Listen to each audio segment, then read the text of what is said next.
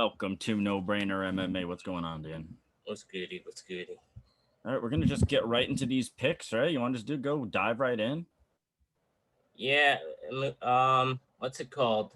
A lot of injuries that just happened. So Yeah, that's true. We had crazy. Lazez withdrew, um, Koplov withdrew for visa issues against Sam Alvey, and then Shamil uh, what is his name?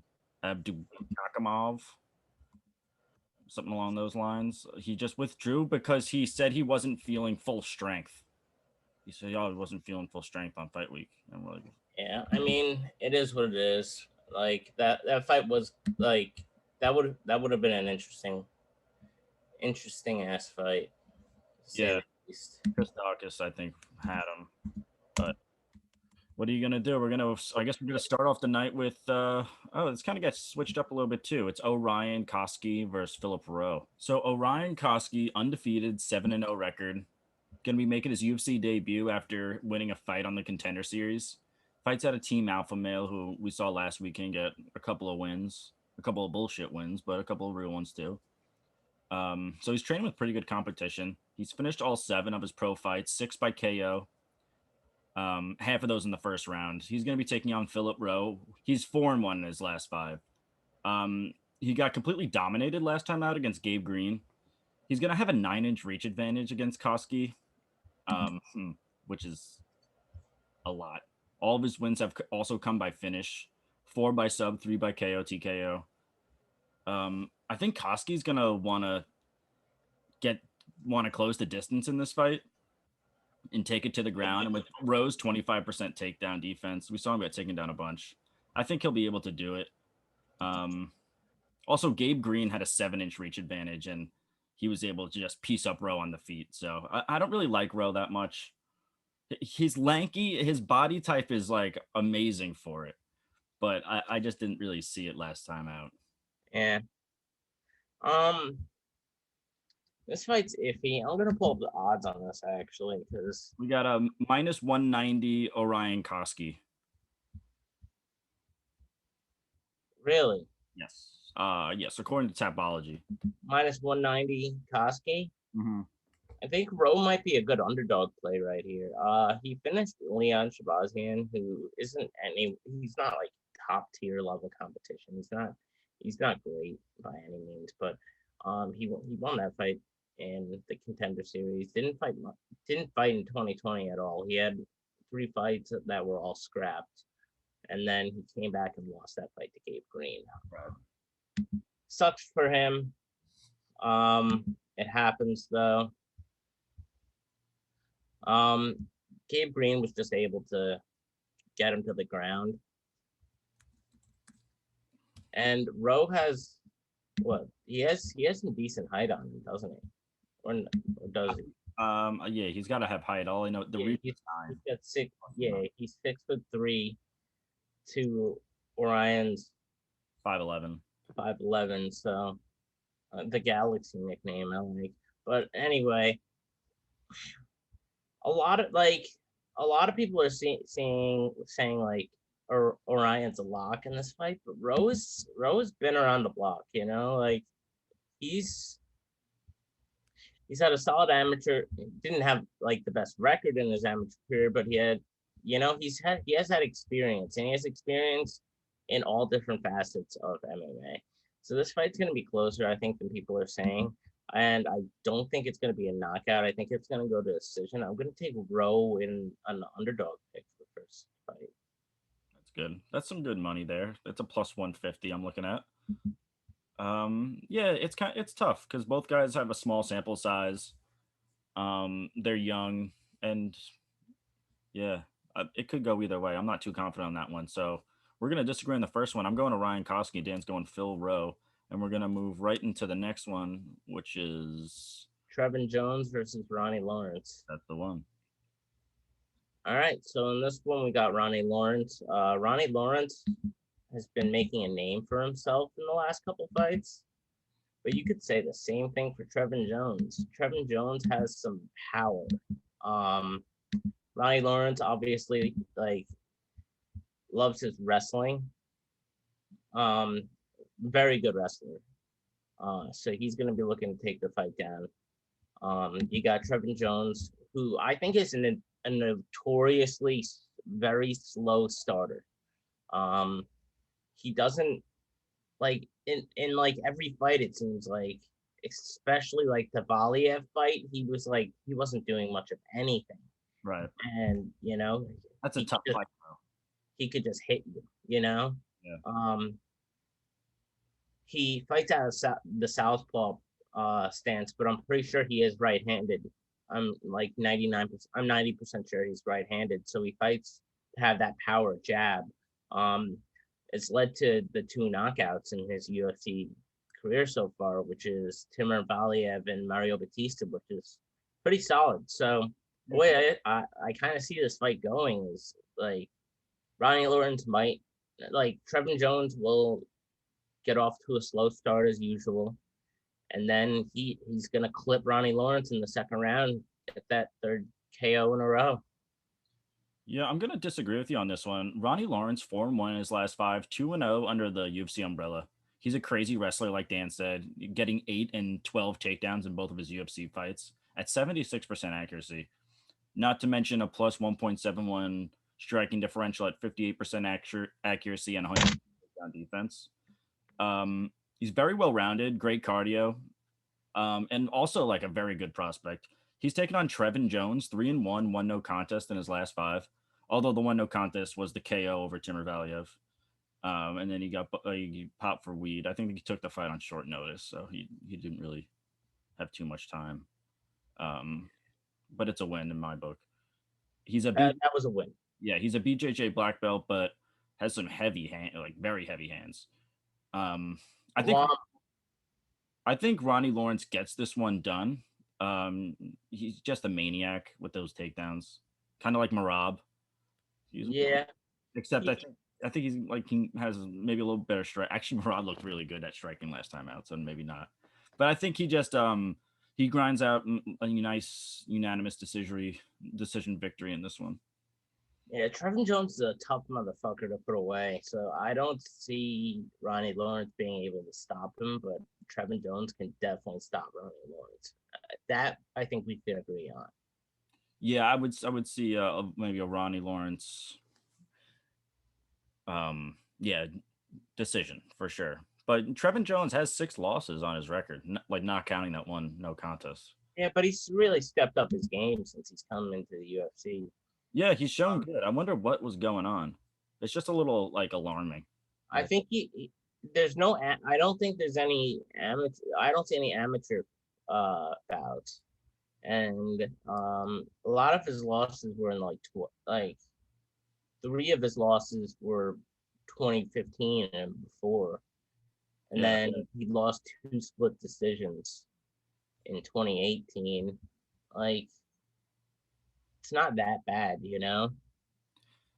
No, it's not. No, it's not bad at all. He's doing great. He put together a nice.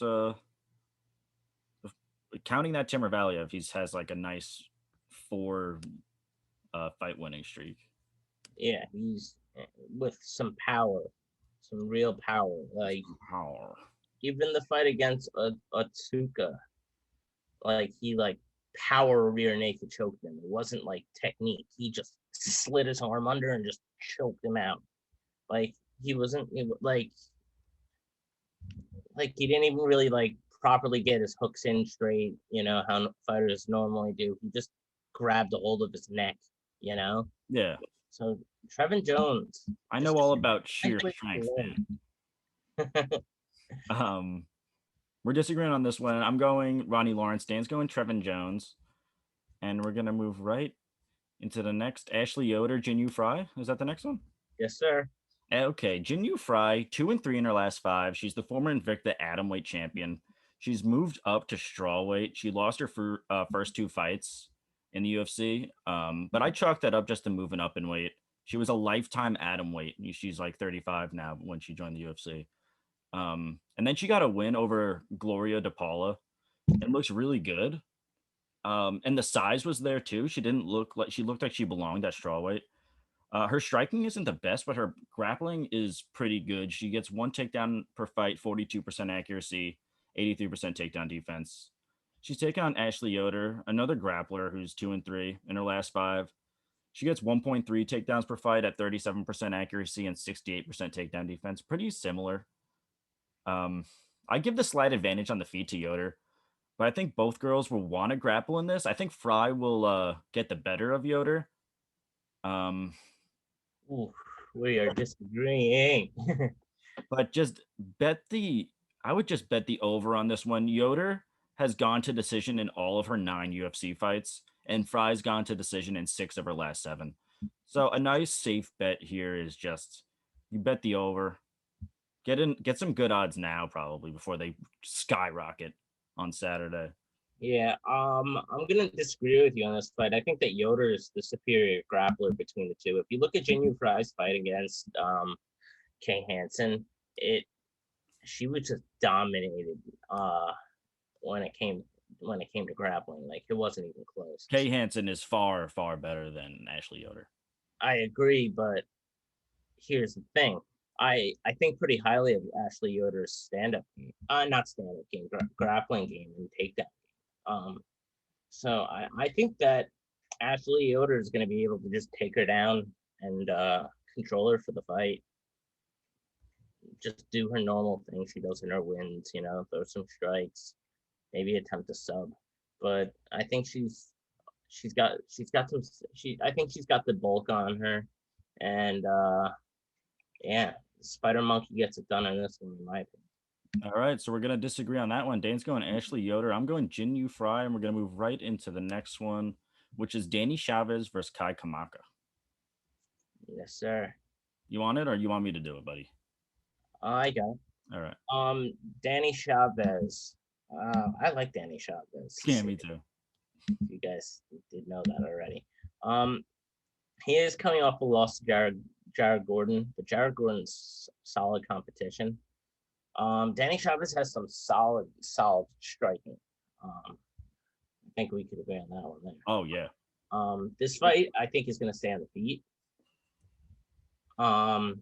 Danny Chavez, 5'8" with a 67-inch reach. And then Kai Kamaka, he gives up an inch in height, but he has an inch in reach or 2 inches in reach, something like that. But he's coming off of 2 straight losses himself. One being a fairly close split decision to TJ Brown. Yeah, here I this fight's kind of iffy. It's gonna be like, I think it's gonna go all 3 rounds. I don't think either of them will finish each other, but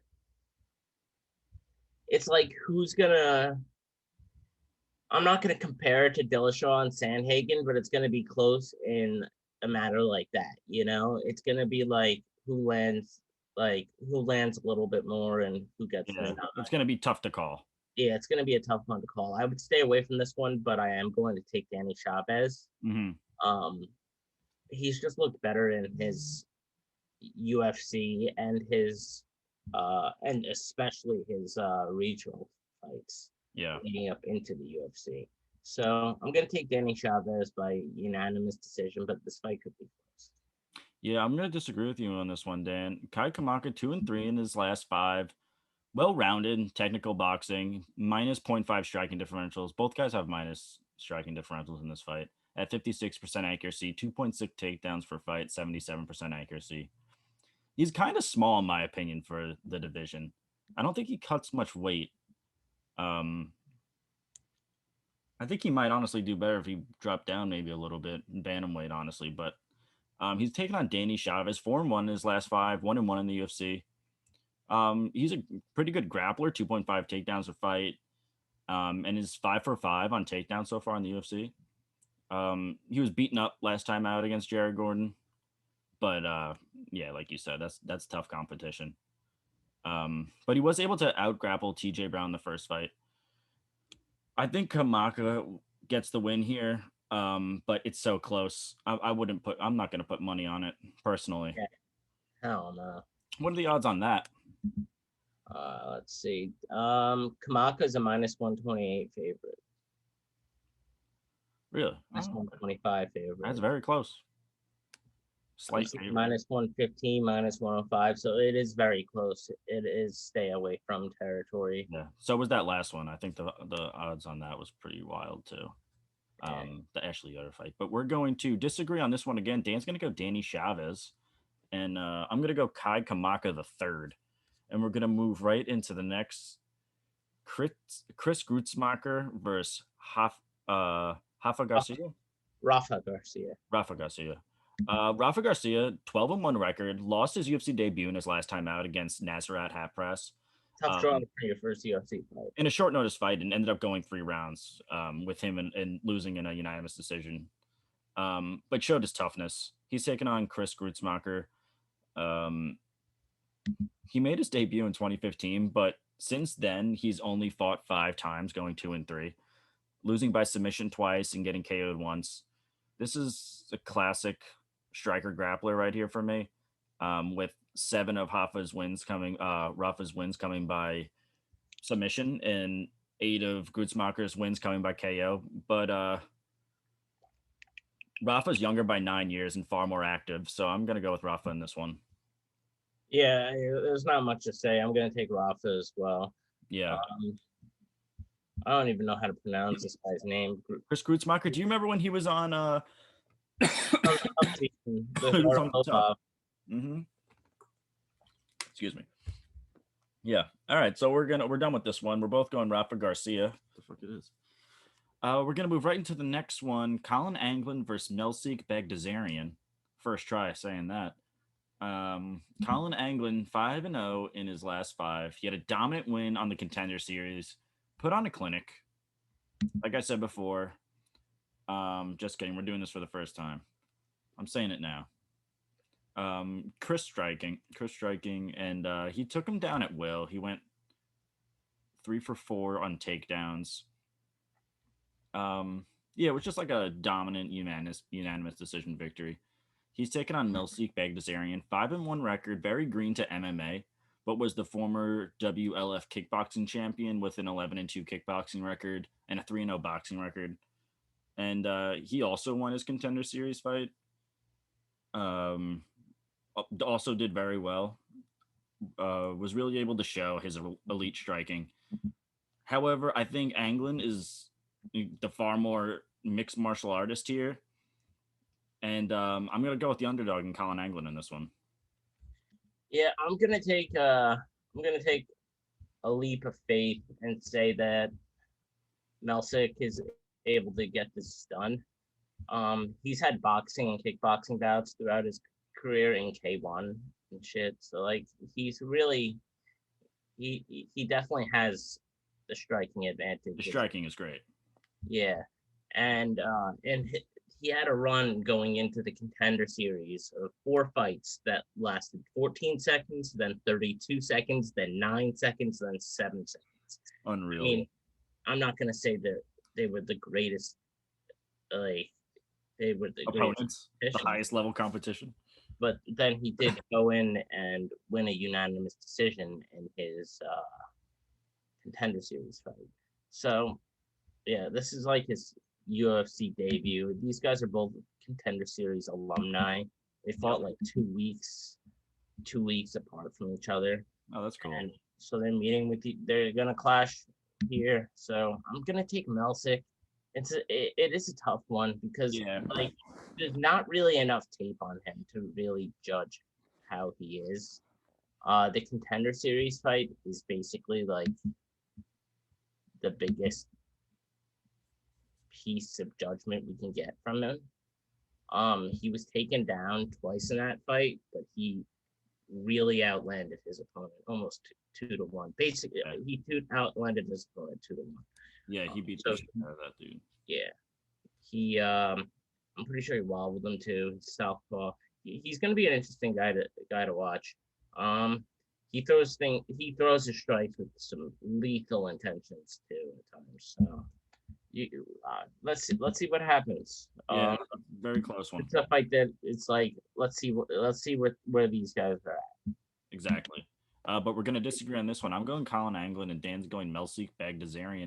So we got Wu Yanan who's 1-3 in her UFC career. She's 135 fighting coming out of China. She hasn't looked great so far with losses to Gina Mazzani, Mizuki Inoue, and Jocelyn Edwards, and now she's fighting a former champion, which is crazy to say. She was stripped of her belt after not fighting Valentina Shevchenko. In like record time too. Didn't she like not even hold the belt for like a year or something? Or even a couple of months? I'm pretty sure she might have been dodging. Like, I would try to dodge Valentina. Yeah. So She's trying to... I'm not 100% sure. Dana White said, like, you get Dana White's story, you get her story, you know, it's somewhere in the right. Anyway, her record's 4-3. Don't let that deceive you. I'm curious to what the odds are because I think this is Nico's fight to lose. Yeah, she's a minus 230 favorite. I think that's warranted. I'm looking at a minus 180. Yeah, I'm gonna take Nico Montano in this fight. She's got a weird story, but I'm gonna agree with you on this one. Nico Montano, 5-3 record, 1-1 in the UFC. She's been out for 2 years. Did have a very hard fought battle against Juliana Pena. She was about to fight for the belt. Yeah, she was supposed to face Valentina Shevchenko, Macy Chasson, Julia Havila, and Carla Rosa each time. She was the one to pull out of the fight.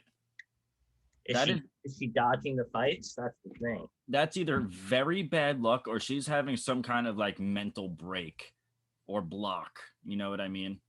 She's taking on Wu Yanan, 1-3 in her UFC career, like Dan said. Striker, she lands 4.5 strikes at 45% accuracy with a minus 0.3 striking differential and 66% takedown defense. I like Montano in this fight. Like you said, her fight to lose. She's more well-rounded. Yeah, it really is her fight to lose. Like, if she loses the fight, I guess she don't got it, you know? Yeah, that's super embarrassing.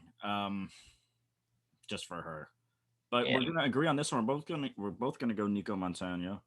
There we go. Finally, right into the next one: Bryan Barberena versus Jason Witt. Bryan Barberena, gross fight. I must say. Oh, really? 2-3 in his last 5. He only lost to Leon Edwards, Vicente Luque, and Randy Brown.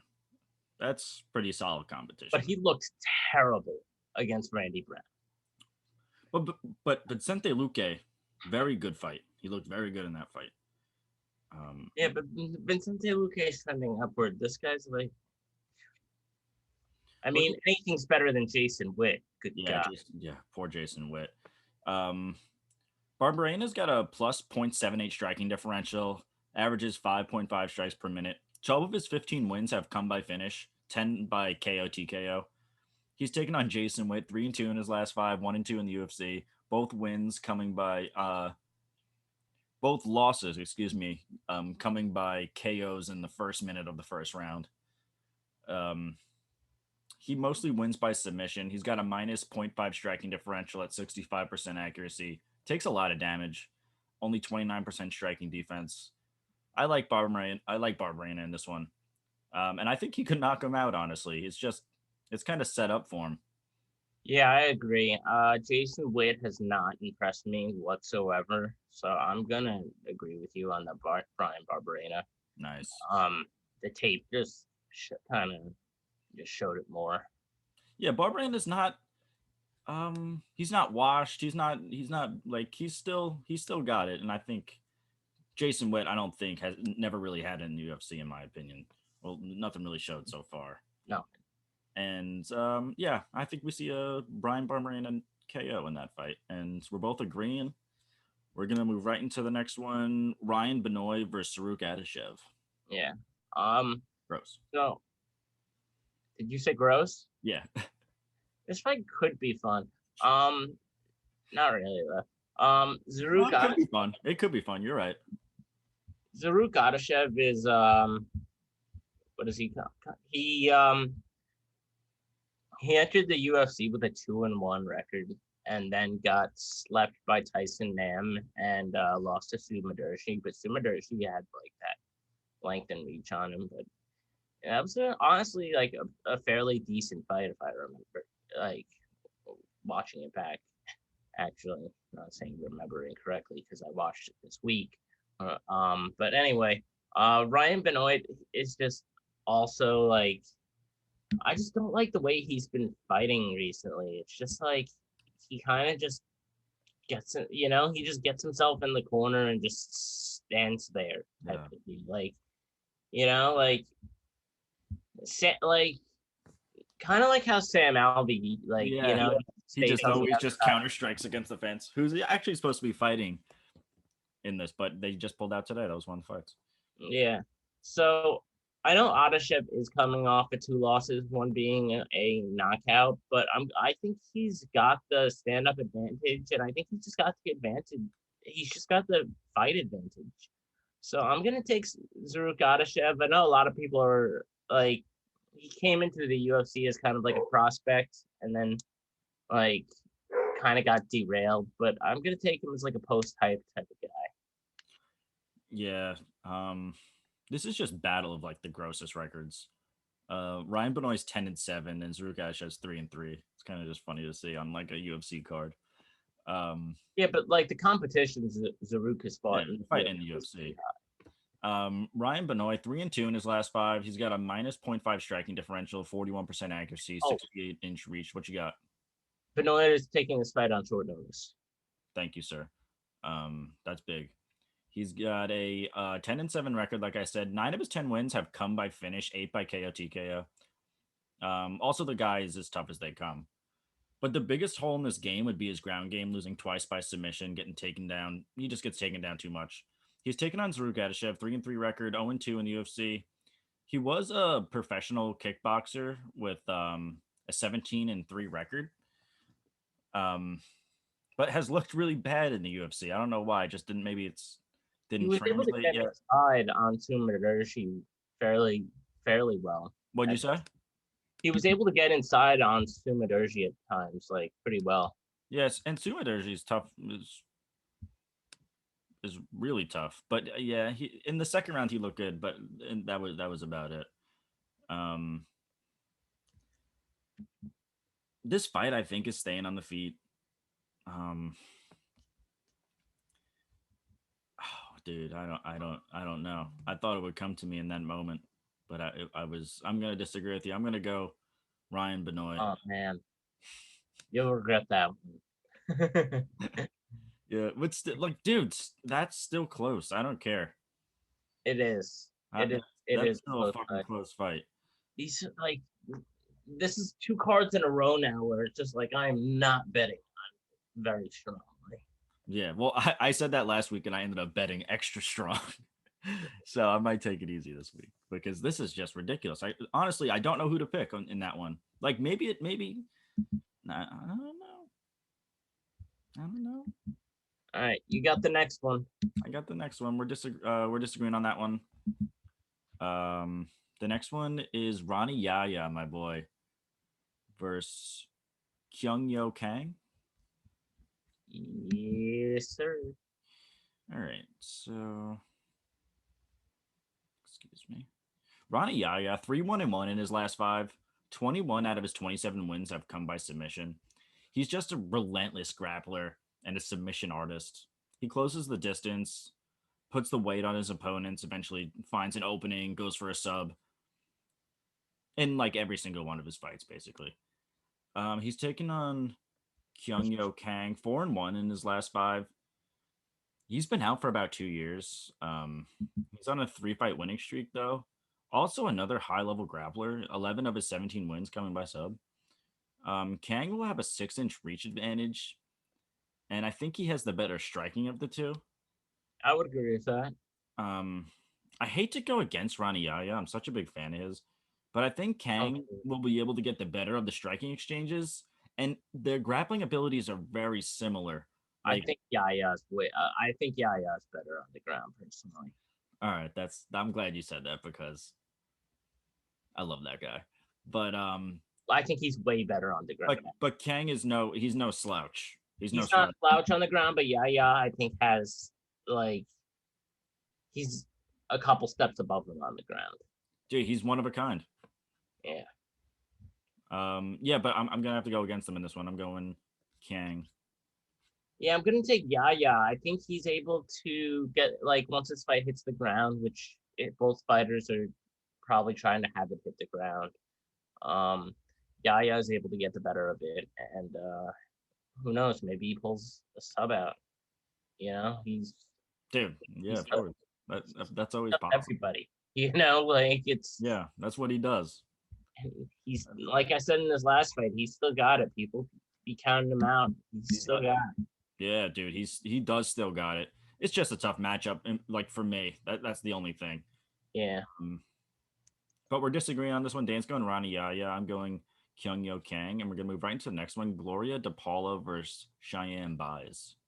Yeah. So Cheyenne, based in her last fight, she fought Montserrat Ruiz, Conejo, whatever you want to call her, and basically got bullied for 3 rounds. It was pretty disappointing to watch.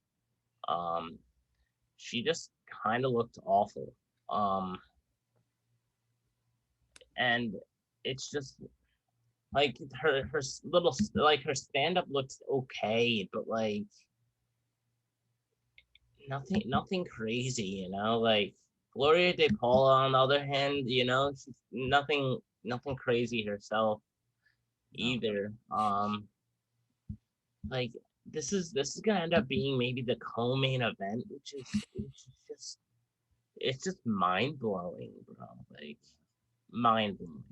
Jinyu Fry beat Gloria de Paula in her last time out, and she's like the first fight on the prelims. I know. I mean, Cheyenne Bays has like I guess a pretty big name, but like whatever, barely. I don't think. No, I don't think so. Like she does, but she really doesn't deserve it. Yeah, she doesn't deserve it. If Conejo's able to take her down to the ground using a headlock, like a schoolyard headlock, De Paulo's gonna have a pretty easy day at the shop. And that's a solid underdog pick in my book. And yeah, I'm never picking the Bays. So. Oh yeah, after the last time they've totally the Bays family fucked us royally. Yeah. So there may be some bias there, but like, there might be. I'm not impressed. I'm not. Her defense, her fucking grappling defense or takedown defense is fucking awful, and her stand up didn't really do much. Slash wasn't very impressive. So I'm taking Paula. She's a great underdog pick on this fight. Yeah. Cheyanne Byers 4-1 in her last 5, lost her last time out, like Dan said, has some really good striking. But like just touches her, you know, that kind of striking. But still, like that's her game. She's a striker. She put on a clinic on the Contender Series. So like you're watching that Contender Series fight, you're like, wow, who is this? Like she outstruck her opponent like 3-1, I think, and like that's kind of like where some of that hype came from. Yeah.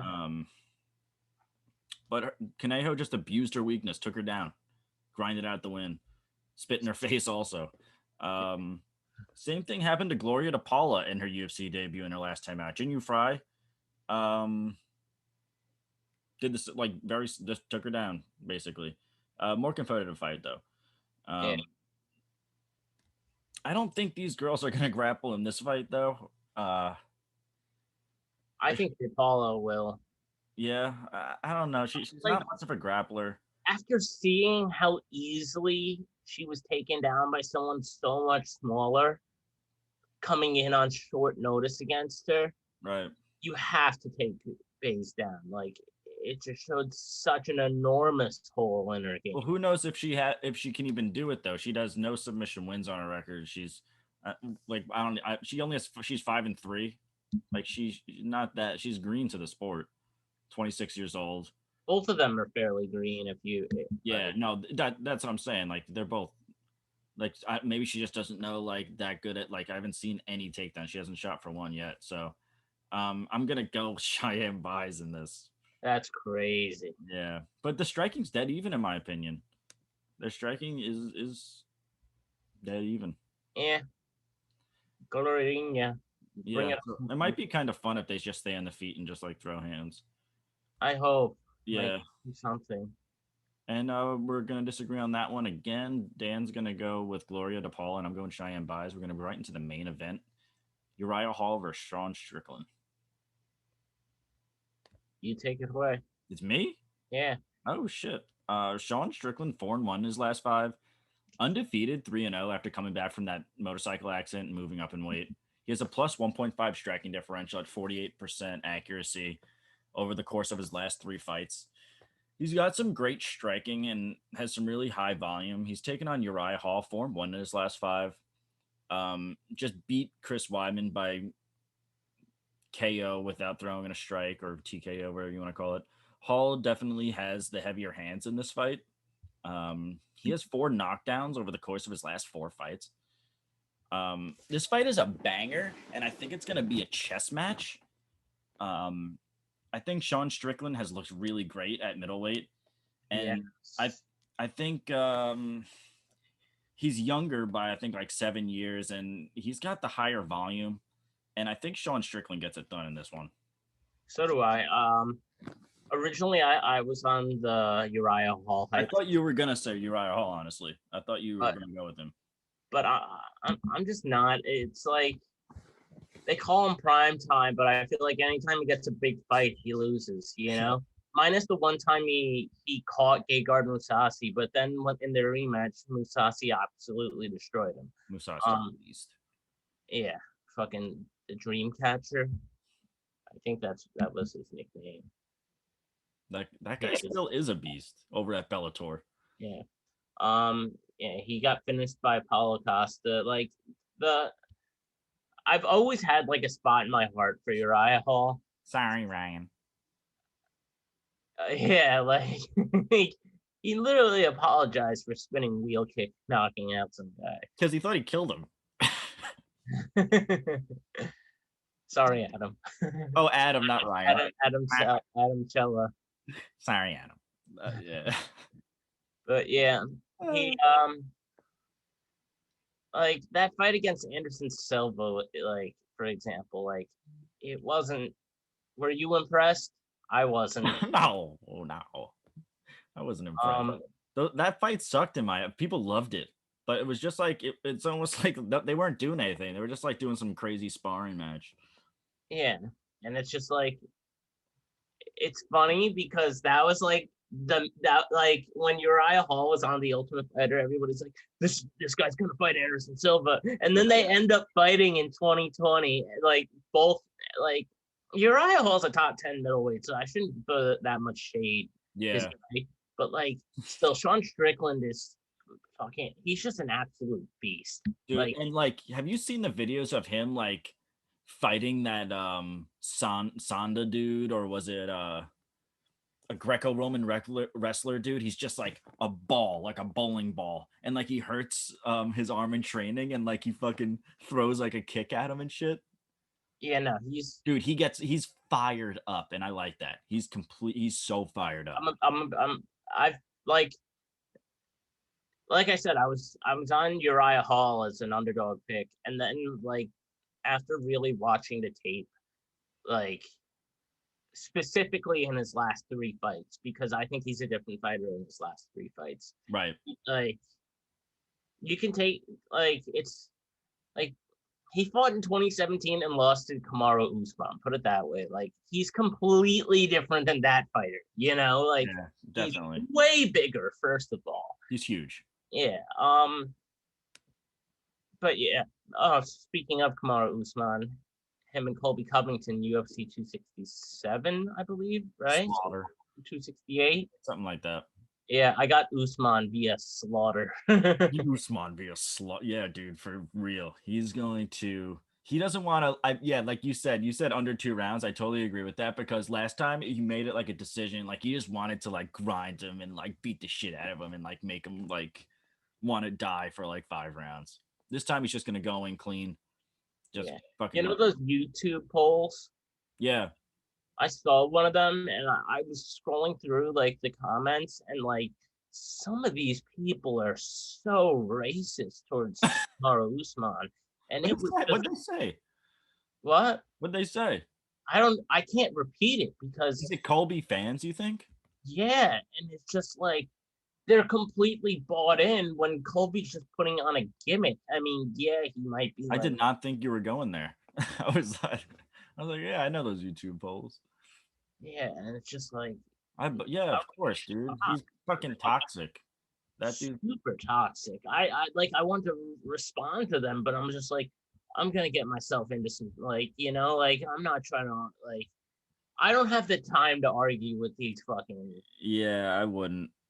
There's so many, but also on MMA Twitter too. You see a lot of crazy fucking people out there on MMA Twitter, and they all like. No one ever shows like their face or like anything. It's always just like a fighter they like, and like they just have like thousands of followers. Or they're following thousands and they have like eight Yeah, followers, something like that. They're saying, and they're saying some crazy shit. Yeah, they're just writing slurs like on the comment section. What a life. The McGregor ones are the worst. Oh, McGregor is doing it right now too. Oh my god, yeah. That was bad. Yeah, that like every time you're like, oh, McGregor's hit a real, he hit his low. Like that was as low as you can go, and he finds a way to get lower. Yeah. What should I? I'm gonna read. We both got Sean Strickland, by the way. Yeah, we both have Sean Strickland, and I want to read this Conor McGregor tweet real quick. Let me see. I mean, you texted it to me, so I could pull it up. Oh yeah, you got it. I'm trying to look up for it. Oh, he still didn't delete it either. This fucking guy, man. So Khabib after Poirier, like Khabib and Poirier are cool. Like yeah, their fight, they switch shirts and stuff like that. Khabib donated to Poirier's charity, stuff like that. Like cool shit. Yeah. And Khabib says, "Good always defeats evil. Very happy for Dustin Poirier. I hope you will get the belt end of the year."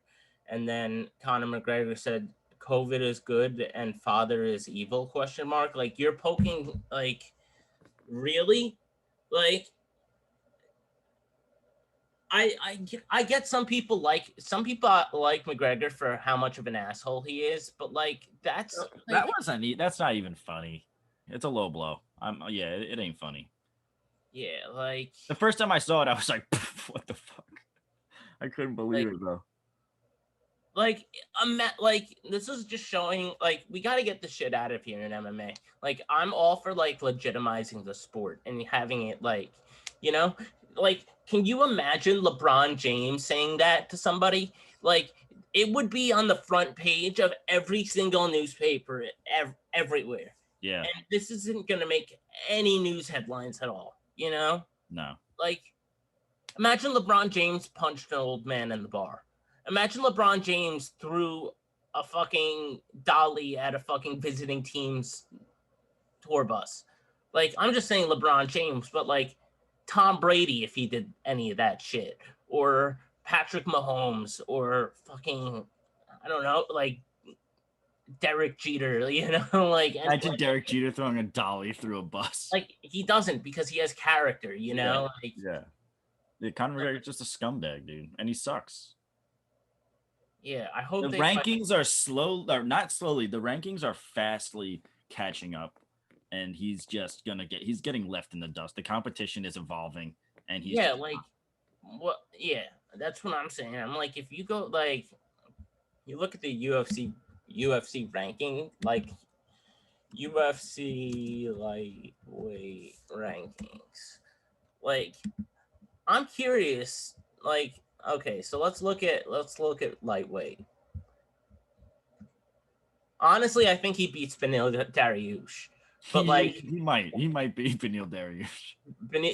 He would knock out Beneil Dariush. I don't think he beats Oliveira. He lost to Poirier. I think Gaethje fucking destroys him. Agreed.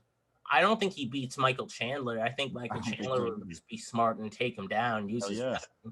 Islam would do the same. Islam would Islam him. Yep.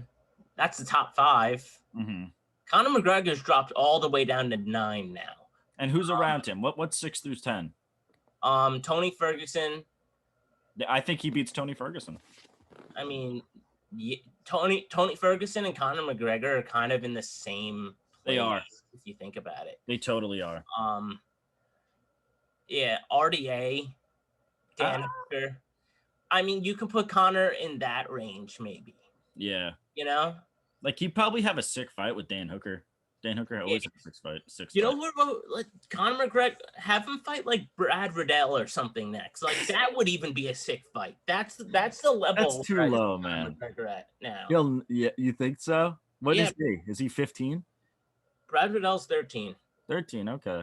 I think he's a deserving 13 though. Like but he'll never fight Conor McGregor. He's so Brad Riddell is super underrated. It's just that competition's so tough at that. It's like tough to break into the top 10. Yeah. There's so many people too in that division. It's like there's a lot of people trying to break through. Yeah. It is what it is. We went on a tangent at the end, but that's cool. The fight card sucks. Let's be honest. We disagree on like fucking 90% of them.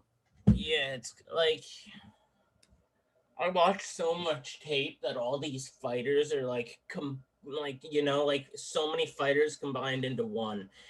Like, thank God I wrote notes down.